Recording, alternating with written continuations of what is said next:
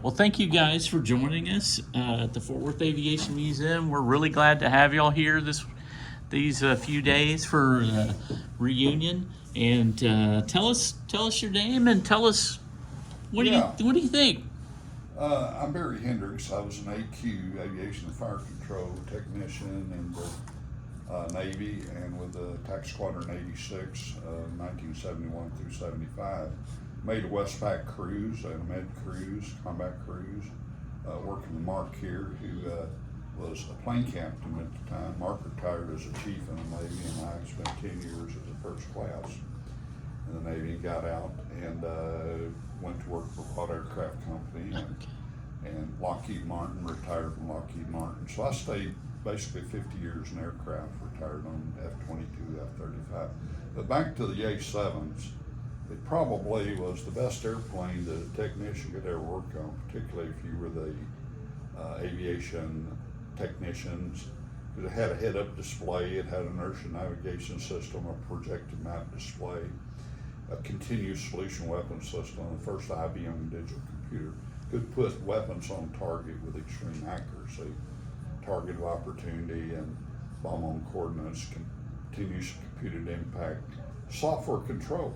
And when Mark did the engines, the TF-31 and TF-41s in the A-7, depending on which model, one's Rolls-Royce, Allison, another Pratt & Whitney, I'm sure that those were very reliable because for a single engine aircraft, for safety, it had to be an airworthiness certified, and it did out of the 1,500 built.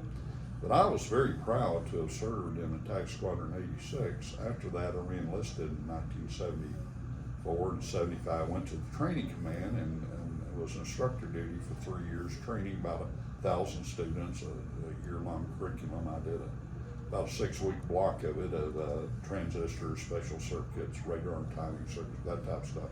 So the Navy really trained their technicians for maintenance better than you can imagine. It was really good. A lot of us went to school at night, got degrees on active duty, and went out and worked in aerospace later. And I just wanted to say that the 32 people here today that we have for the Sidewinder reunion, we have been doing this since 2008 in Jacksonville, Florida, Branson, Missouri, Huntsville, Alabama, Pensacola, Florida, St. Augustine, and everybody wanted to come to Fort Worth.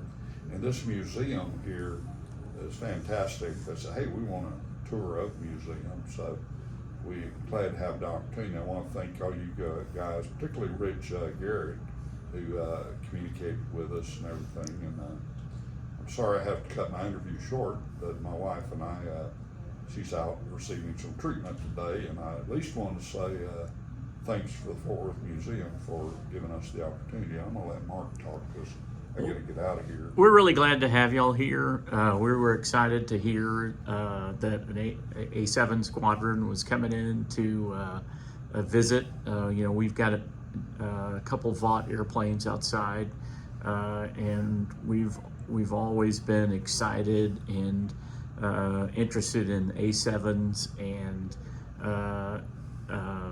just think, wow, it's quite an airplane, and there's so much history involved with it, and lots of local history as well, and that's a important over in Grand Prairie. Important part of North Texas aviation, and it's just something we're really pleased about. I'm glad y'all are here. Well, thank you, and we appreciate your time and effort. And I gave the cap to Richard Garrett. And Good. He put one on display in here, and we have made our mark here. Very good. I'll let Mark tell you about the times he was a plane captain on a flight deck. Sounds great. And getting like the crew chief. But go ahead, Mark, and I'll see you in a little bit. Thanks, Barry. Okay. Thanks, Ben.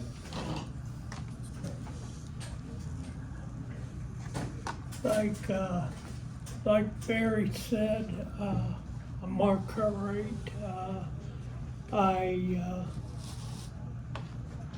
I was a plane captain when I was in VA-86. I was trained at A school to be an engine mechanic, and I got to VA-86 in February of '73. And just as they were starting to have problems with the A7 Echoes, when I got to VA-86, I went right straight to the line division and worked as a plane captain. I worked out of my rate and everything, and my responsibility was some of the maintenance of the external aircraft. We kept them washed, kept them serviced. When the pilots brought back in from a flight, we were responsible for fueling them, servicing the hydraulics, engine oil, and other things, and doing overall inspection of the aircraft and everything, and getting them ready to go out on another flight. Yeah. And having everything ready for when the pilots come out to get going and everything. We would have the plane ready for them and everything and get them strapped in and settled into the cockpit. When an A7 had been out on a mission, what was the typical damage if there was any? You might find a bent panel or maybe a fastener on a panel missing and stuff like that. When we were on the Westpac Cruise, we looked at them real closely because they might have a small arms fire hole, and I remember one we had a hole in a UHT, and they just took it down to the hangar deck and patched it up with some metal and everything, and got it ready to go back flying again. So panels would get patched. You wouldn't just replace the whole panel. No, if it was bad enough, yes. If not, if it was just a small arm fire around the hole, it would just they would patch it. So, how many landings could you get on a set of tires? It varied. Oh, It depended on how hard they hit the deck. Usually, I would say 20. Oh, okay. If we were lucky. One of the big restraints is tail hook. The tail hook was had a limit as to how many arrested landings they could do with the hook. Okay. Hook point.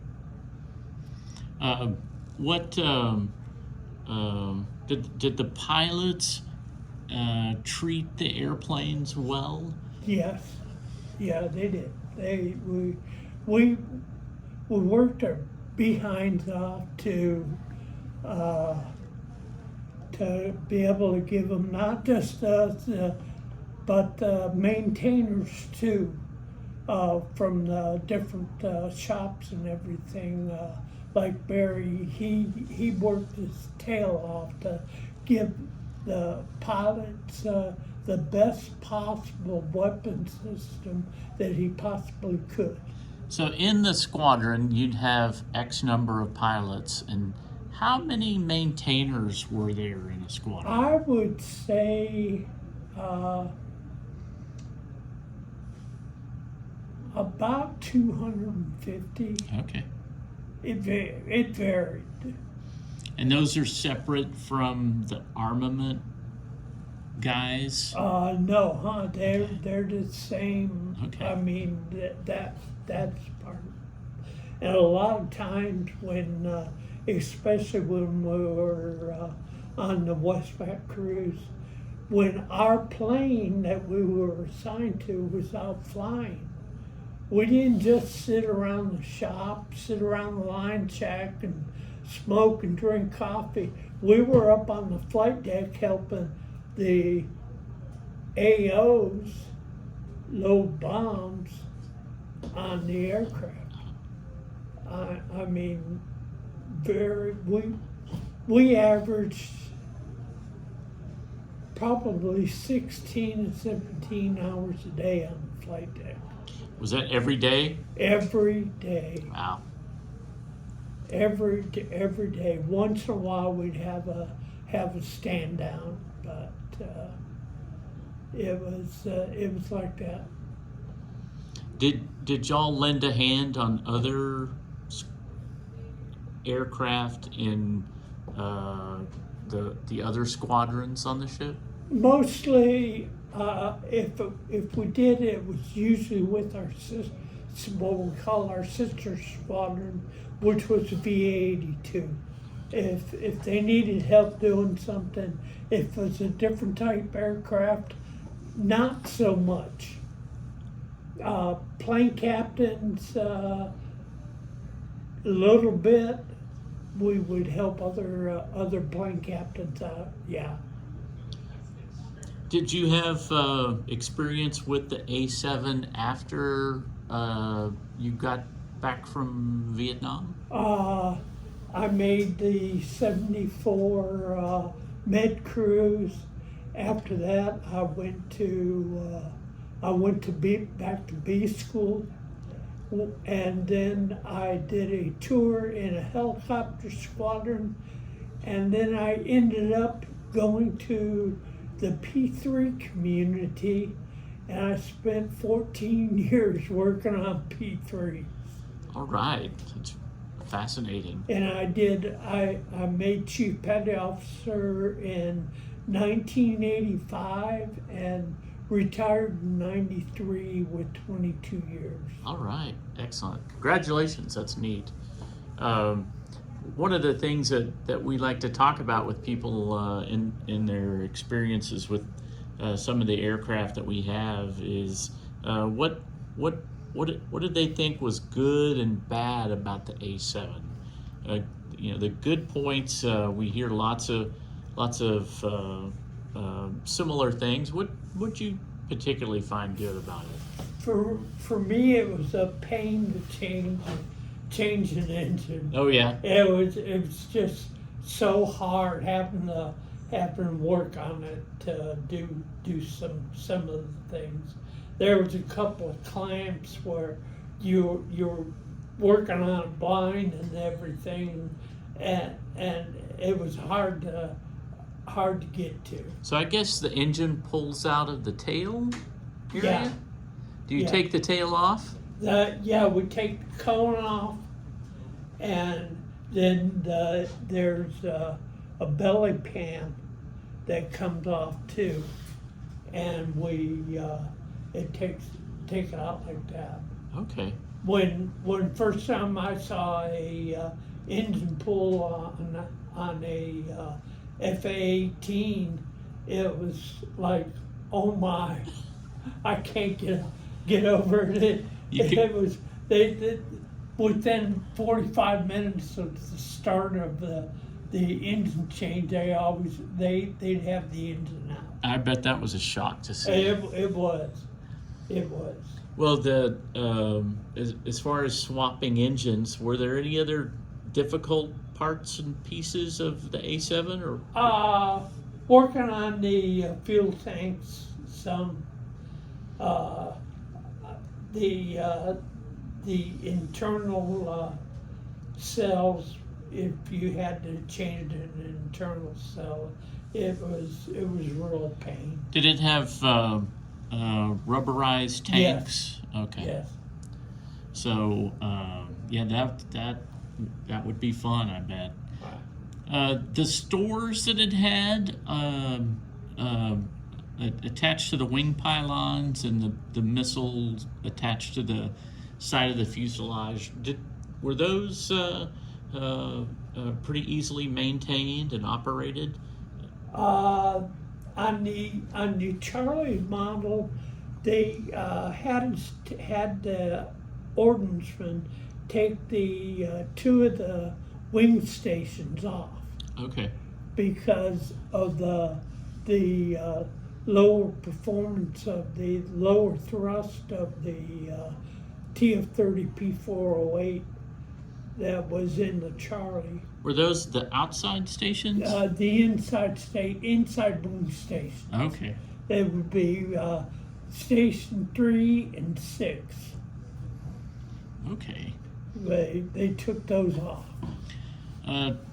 Seeing where the intake is on the A7, was it ever problematic with FOD and picking up objects? Not too bad, because we daily, before flight quarters even started, that was one of anybody that worked on the flight deck. They would do FOD walk down. Okay. The whole crew, every flight deck person up there.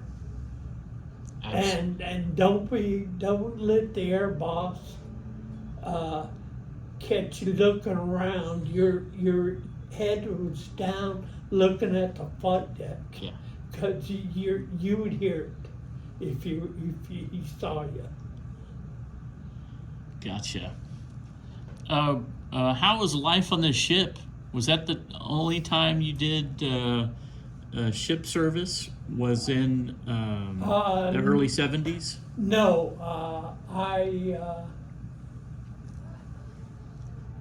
I made when I left the P3 program, I went to FA-18s, but I was on the Coral Sea, which was a rust bucket, and I was on the infamous Forrestal for her last cruise. And matter of fact, I was on the Coral Sea for its last cruise. I see. When I was working on F-18s. Very good. Well, any other thoughts or anything else you'd like to share with us about A7 or your time? It was a pleasure to be able to do what I did, and an honor. And if they would take my tired old body, I'd do it again in a heartbeat. Well, we certainly thank you for that. We've enjoyed having the VA-86 Sidewinders at the Fort Worth Aviation Museum, and hope y'all had a nice time in Fort Worth as well. And hope y'all have a wonderful reunion, and thanks for coming in. Thank you very much. Take care.